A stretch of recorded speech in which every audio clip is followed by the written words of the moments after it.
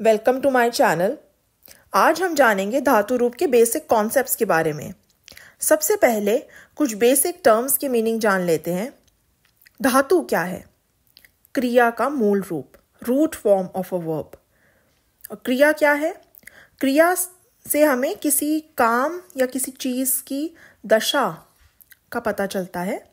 हिंदी में हम ऐसे ना एंड में लगाकर रूट फॉर्म बनाते हैं। इंग्लिश में आगे वर्ड टू ऐड करते हैं रूट फॉर्म्स के लिए।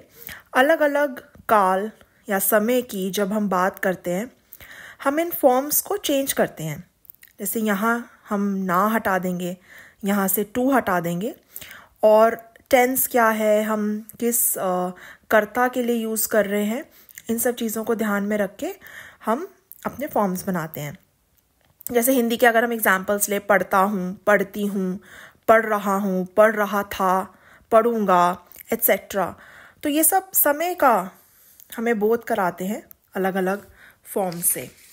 ये फॉर्म्स जो मूल क्रिया लेती हैं उन्हें हिंदी में हम क्रियापद कहते हैं, जो डिफरेंट फॉर्म्स हैं। और संस्कृत में हम उन्हें धातु रूप कहते हैं। अलग अलग फॉर्म्स वचन, पुरुष और लकार, यानी जिस समय, लकार मतलब जिस समय, जिस काल का बता रहे हैं उसके हिसाब से बनते हैं।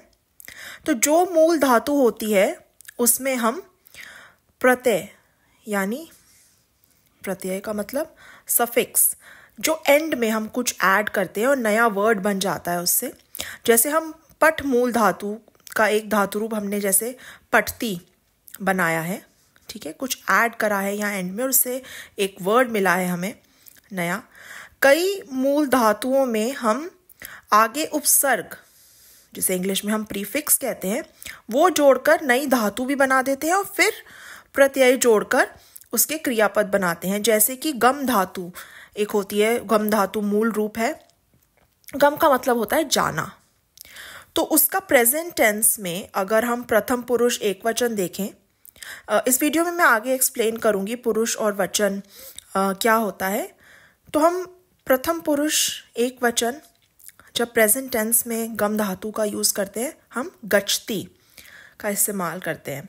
जब हम गम धातु के आगे आ उपसर्ग जोड़ देते हैं तो आ प्लस गम, संस्कृत में हम कहेंगे आ धन गम, ठीक है, प्लस को धन कहेंगे। आना उसका मीनिंग हो जाता है, आ प्लस गम का आना मीनिंग होता है। तो प्रेजेंट टेंस में, प्रेजेंट टेंस वर्तमान काल के प्रथम पुरुष एकवचन का उसका फॉर्म होगा आगच्छति। हमने उपसर्ग भी जोड़ा है, प्रत्यय भी जोड़ा है।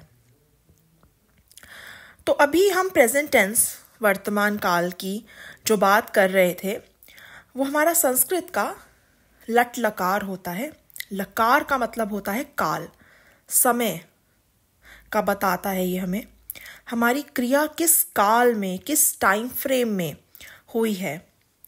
जब संस्कृत सीखने की हम शुरुआत करते हैं तो सबसे पहले लट लकार से ही शुरू करते हैं। जब लकार सीखते हैं यानी टेंसेस सीखते हैं, क्रियाएं सीखते हैं, तो हम लट लकार के ही एग्जाम्पल्स लेकर आगे धातु पुरुष को, धातु रूप को समझते हैं। ये टाइटल जो है पट धातु लट लकार, अब हम हमारी डिस्कशन के बाद समझ पा रहे हैं कि इसका मतलब है कि पढ़ने की क्रिया के वर्तमान काल के हम फॉर्म्स देख रहे हैं यहाँ पे। तो अब इस धातु रूप के सारे एलिमेंट्स को समझ लेते हैं हम। वचन, वचन का मतलब होता है नंबर। एक वचन, जब हम एक कोई कुछ काम कर रहा है, कोई एक है जो काम कर रहा है, तो उसके लिए हम एक वचन यूज़ करेंगे। द्विवचन, जो कोई दो लोगों द्वारा क्रिया हो रही है। बहुवचन, जब दो से ज़्यादा जन क्रिया को कर रहे हैं तब हम बहुवचन का इस्तेमाल करेंगे। तो दो से ज़्यादा 3, 4 हो सकते हैं, 100 भी हो सकते हैं, कितने भी हो सकते हैं, बस दो से ज़्यादा। पुरुष होता है पर्सन, ये हमें बताता है कर्ता, यानी काम करने वाला है कौन।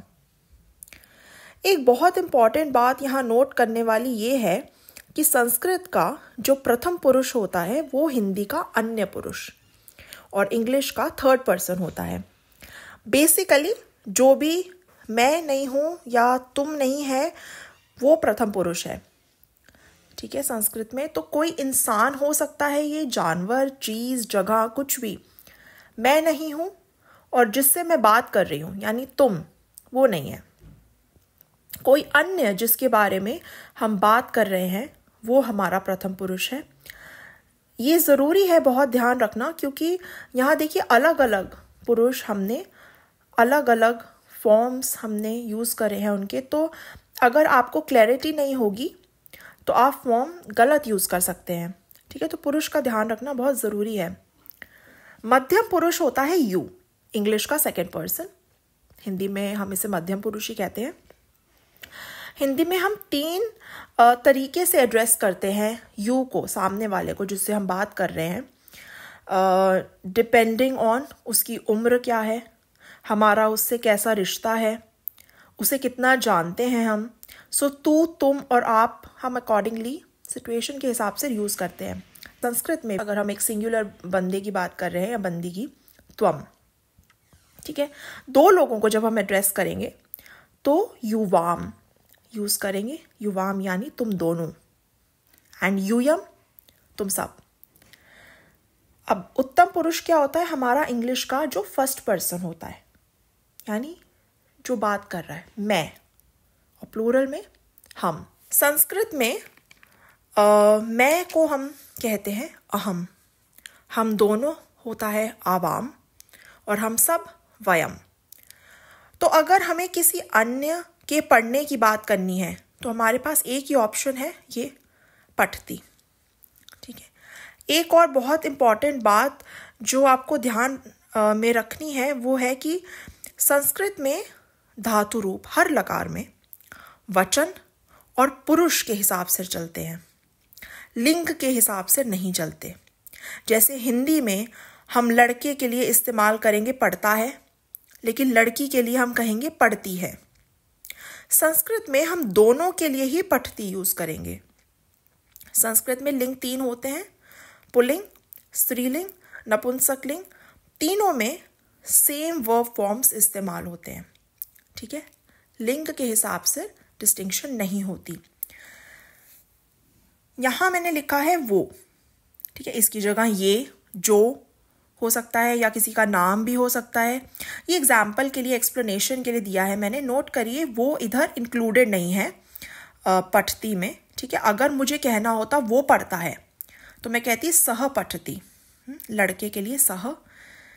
वो पढ़ती है तो सा पठती। कुछ स्टूडेंट्स ये गलती करते हैं कि पठती तो वो स्त्रीलिंग के लिए यूज़ होगा मान लेते हैं। उन्हें लगता है कि ये स्त्रीलिंग है क्योंकि पढ़ती, हिंदी का जो पढ़ती होता है उससे मेल करके, लेकिन और लड़के के लिए पठतः लगा देंगे। लेकिन याद रखना कि एक वचन कोई भी लिंग है प्रथम पुरुष में पठती ही आएगा, और जब हम 2 की बात करेंगे अन्य पुरुष में तब हम पठतः लगाएंगे। ठीक है, वे 2 पढ़ते हैं, सिर्फ लिख दिया मैंने। ऑफ कोर्स पढ़ती हैं के लिए भी यही होगा। अगेन वो 2 एक्सप्लेनेशन के लिए लिखा है। ठीक है, पढ़ते हैं इसका मतलब है पढ़ते हैं। जब हम अन्य 2 के लिए इंडिकेट करना चाहते हैं तो सिर्फ क्रिया सिर्फ ये है हमारी, पठतः। से ही 2 से ज़्यादा की जब पढ़ने की बात हो, पठंती। अब आते हैं हम मध्यम पुरुष पर, जिससे हम बात कर रहे हैं, सुनने वाला जो है। यहाँ तू मैंने क्लैरिटी के लिए लिखा है। तुम के साथ थोड़ा सा कंफ्यूजन होने की पॉसिबिलिटी होती है कि सिंगुलर की बात कर रहे हैं कि प्लूरल की बात कर रहे हैं। ठीक है, तो इसलिए मैंने तू लिखा है। पठसी हम यूज़ करते हैं एक के लिए, द्विवचन में पठतः, बहुवचन में पठत।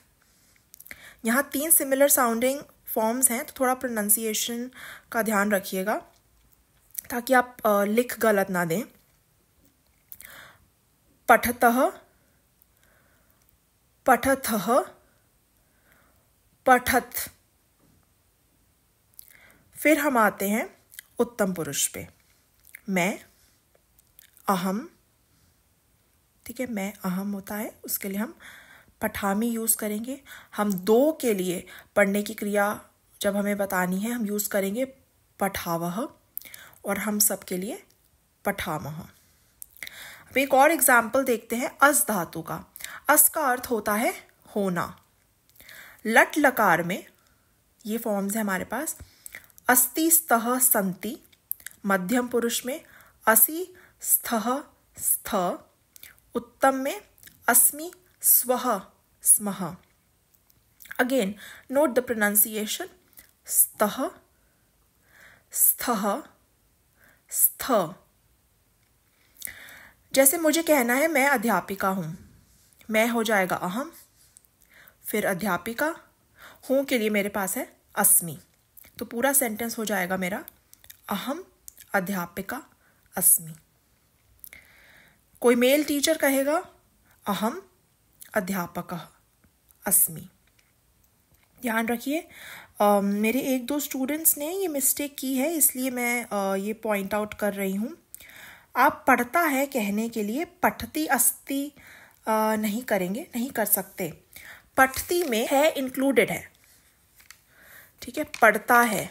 अगर हमें दो या ज़्यादा धातुएं जोड़नी है तो कॉमा लगाएंगे, और च यानी च मतलब और का हम इस्तेमाल करेंगे। अगर हम हिंदी से कंपेयर करें तो जिस वर्ड से पहले हम और बोलेंगे, अगर हिंदी में बोल रहे हैं, संस्कृत में उस वर्ड के बाद हम च लगाएंगे, ठीक है। हिंदी में जिस वर्ड से पहले और बोलते हैं, संस्कृत में उस वर्ड के बाद हम च लगाएंगे। फॉर एग्जाम्पल, अगर हम हिंदी में कह रहे हैं छात्र पढ़ता और खेलता है, ठीक है, हमने खेलता से पहले और लगाया, हम संस्कृत में कहेंगे छात्रः पठति क्रीडति च।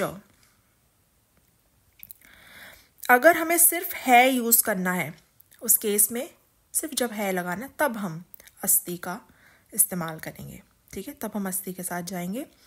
संस्कृत में एक और धातु होती है जिसका अर्थ होना है, भू धातु।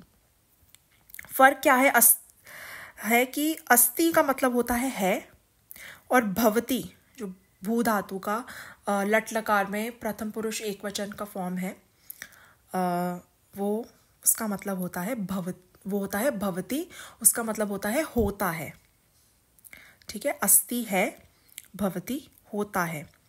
तो भू धातु